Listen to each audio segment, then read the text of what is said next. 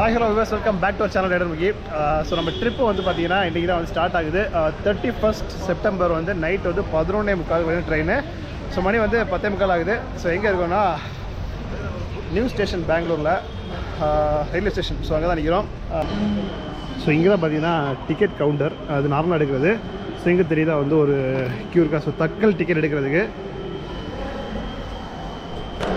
So ticket பார்த்தீங்கன்னா நாங்கள் வந்து தக்கல் தான் போட்டிருக்கோம். ரிட்டன் வர்றதுக்கு ஆல்ரெடி பார்த்தீங்கன்னா ஸ்லீப்பர் வந்து போட்டாச்சு. இங்கே தக்கல் டிக்கெட் எடுக்கிறது பார்த்தீங்கன்னா பைப்பில் வந்து நைட்டு ஒரு 9 மணிலேருந்து அடுத்த நாள் காலையில் 9:30 மணி வரைக்கும். இப்போ ஏன்னா வந்து தக்கல் எடுக்கணும்னா நார்மலாக எடுக்கிற மாதிரி கிடையாது. ஸோ இந்த ட்ரெயினுக்காக நார்மலாக தெரியல. இங்கே வந்து ரூல்ஸ் பார்த்தீங்கன்னா அந்த சீட்டிங்கில் வந்து நம்ம வந்து விடிய உட்காந்து டோக்கன் மிட் நைட்டில் அது 11 o'clock 10 o'clock கொடுப்பாங்க. ஸோ அதை வாங்கி வச்சுட்டு அடுத்த நாள் டோக்கன் போட்டு அப்படி பயங்கரமான ப்ராசஸ். அந்த லாஸ்ட் மினிட் டிக்கெட் 1 மினிட்டில் வந்து டிக்கெட் போட்டு கையில் கொடுத்துருவாங்க. அதுக்கு பார்த்தீங்கன்னா 12 hour நம்ம இங்கே உட்காந்துருக்கணும். ஸோ பார்த்தீங்களா இங்கே தான் அந்த சேரில் அப்படியே உட்காந்துருக்க வேண்டியதான்.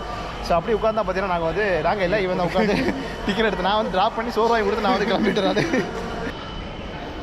ஸோ இனி பார்த்தீங்கன்னா நம்ம உள்ளே போயிட்டு ஆக்சுவலாக வந்து நாங்கள் வந்து இதான எக்ஸிட்டு. ஆமாம் இதான் எக்ஸிட்டு. என்ன ஓப்பன் ஆகலை? ஓப்பன் ஆயிடுச்சு. ரயில்வே ஸ்டேஷன் பார்த்தீங்களா எந்த மாதிரி இருக்குது அப்படின்ட்டு ஒரு ஏர்போர்ட் ஃபீல் கொடுத்து நான் பழைய வீடியோ சொல்லியிருப்பேன் அது எந்த மாதிரி இருக்குது அப்படின்ட்டு. ஸோ செம்மையாக வந்து இருக்குது புது ரயில்வே ஸ்டேஷன் பெங்களூரில். இது 1 hour ட்ரெயின் டைம் இருக்குது. நாங்கள் புக் பண்ண பார்த்தீங்கன்னா 3rd AC. ஏன்னா நார்மல் தக்கல் அதாவது ஸ்லீப்பர் வந்து தக்கலில் வந்து வாய்ப்பே இல்லைன்னு சொல்லிட்டாங்க. ஸோ அதனால பார்த்தீங்கன்னா வெயிட்டிங் லிஸ்ட்டு 400 இருந்துச்சு. 400 வெயிட்டிங் லிஸ்ட்டு 400 இருந்துச்சு. அதனால் வாய்ப்பே இல்லை. ஸோ நாங்கள் வந்து பார்த்தீங்கன்னா ஏசி 3rd AC. இன்னொன்று சொல்ல போனால் என் லைஃப்பில் ஃபஸ்ட் டைம் வந்து ட்ரெயினில் வந்து 3rd AC or AC anything sleeper விட்டு அடுத்த ஸ்டெப் பார்த்தீங்கன்னா இதை ஃபஸ்ட் டைம் ட்ராவல் பண்ணுறேன். ட்ரெயின் டிக்கெட் பார்த்தீங்கன்னா ஓரளவுக்கு கொஞ்சம் நார்மல் ஸ்லீப்பரோட ஆக்சுவலாக இதில் வந்து அன்ட்ரி சைடே பார்த்தீங்கன்னா 1770 ரூபா இருந்துச்சு. ஸோ அப்போ 3rd AC என்ன மாதிரி ரேட்டுன்னு பார்த்தீங்கன்னா ஸோ அது மாதிரி புக் பண்ணி போட்டாச்சு.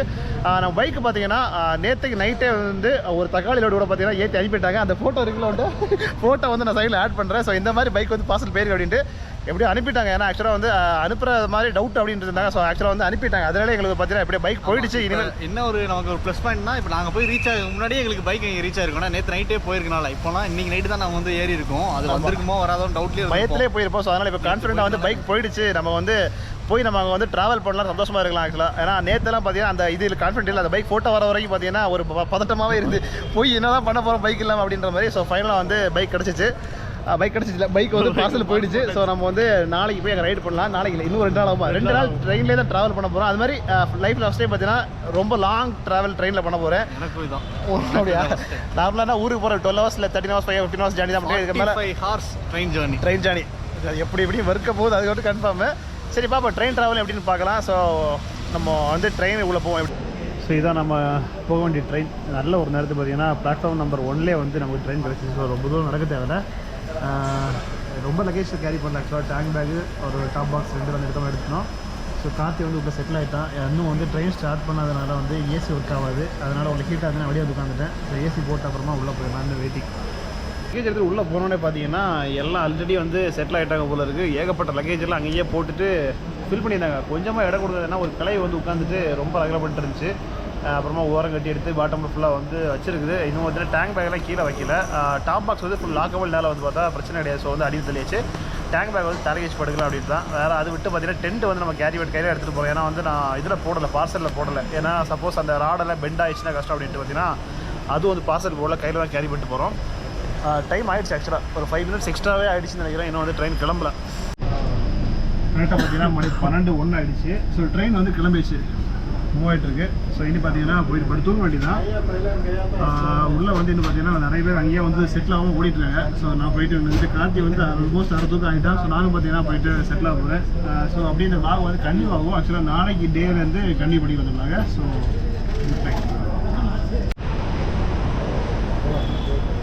அப்படியே நான் பிடிக்க விட்டானா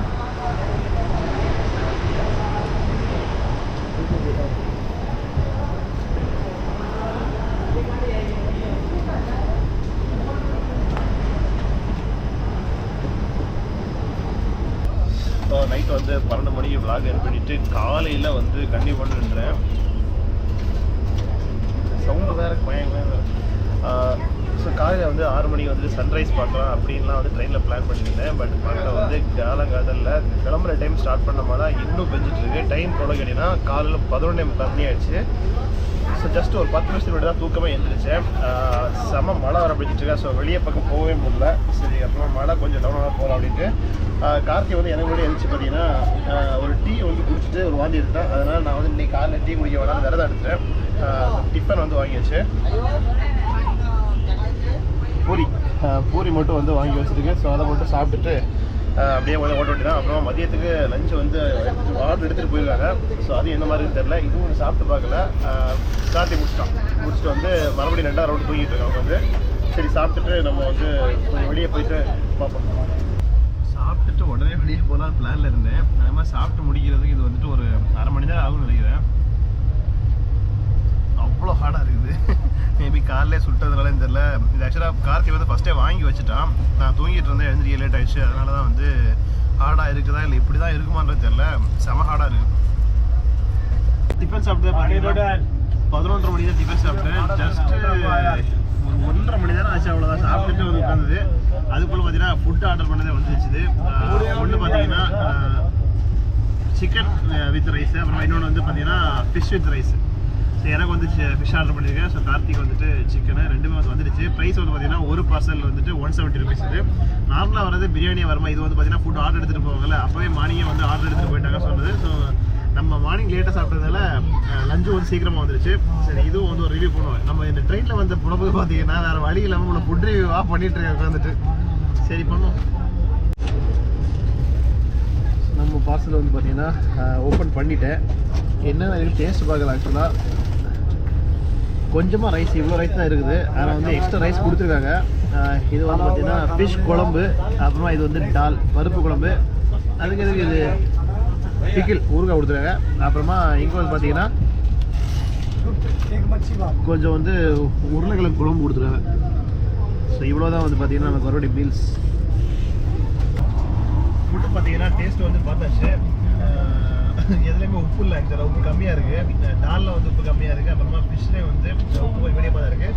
உருளைக்கிழங்கு குழம்பு இது மட்டும் பார்த்தீங்கன்னா ஓரளவுக்கு சாப்பிட்ற மாதிரி வந்து உப்பு கரெக்டாக இருக்குது. ஃபிஷ் வந்து கொஞ்சம் வந்து அந்த ஃப்ரெஷ்ஷாகலாம் இல்லை, கொஞ்சம் பழசு மாதிரி அப்படி தெரியுது. கெட்டு போகலை, பட் கொஞ்சம் பழைய ஃபிஷ் மாதிரி அப்படி தெரியுது. ஊறுகாய் டேஸ்ட் பார்க்கல. அது போக ஸ்பெஷலாக வந்து பார்த்தீங்கன்னா நமக்கு வந்து பச்சை மிளகா கொடுத்துருக்காங்க சாப்பிட்றது. செம காரம் வேண்டாம்.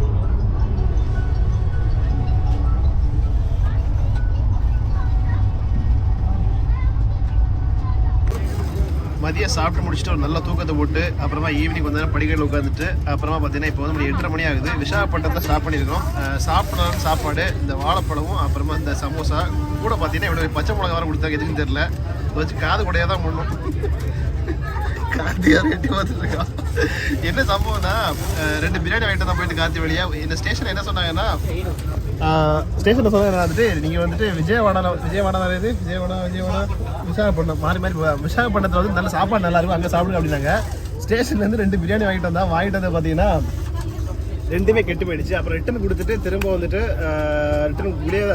சரி இன்னும் ட்ரெயின் கிளம்பல, இப்போ தான் கிளம்புது. ஸோ ஒரு கிட்டத்தட்ட 10 நிமிஷமாக இங்கே இருந்துச்சு. ரிட்டன் கொடுத்தப்பறம் வேறு ரைஸ் கொடுத்தாங்க. அதே ஓப்பன் பண்ணி பார்த்தா சுத்தமாக போச்சு. அப்போ கொடுத்து அமௌண்ட் ரிட்டன் வாங்கிட்டு கடைசியாக பார்த்தீங்கன்னா சமோசாவும் பச்சை மிளகா தான் நைட் சாப்பாடு. ஸோ இந்த விளாக் நான் என் பண்ணி ஆக்சுவலாக ட்ரெயின் விளாக் பண்ணணுன்றது அங்கே ஃபுட்டுலாம் எப்படி இருக்குது அப்படின்ற ரிவ்யூ பண்ணலாம் அப்படின்ட்டு. ஆனால் இதெல்லாம் சாப்பிட்டு பார்த்தா என்னென்ன தோணுதுன்னா இந்த ரிவ்யூவே இழுத்து மூடிடலாம் அப்படி தான் தோணுது. ஃபுட்டு நல்லா இல்லை, சீரியஸாக நல்லா இல்லை. இந்த ஸ்நாக்ஸ் மட்டும் தான் சாப்பிட்டு உயிர் வாழ்ந்துட்டு இருக்கோம். இந்த பக்கத்தில் ஒரு பேக்கெட்லாம் இருக்குல்ல குறுக்கவே இப்படி சாப்பிட்டு தான் வந்து உயிர் வாழ்ந்துட்டு இருக்கோம்.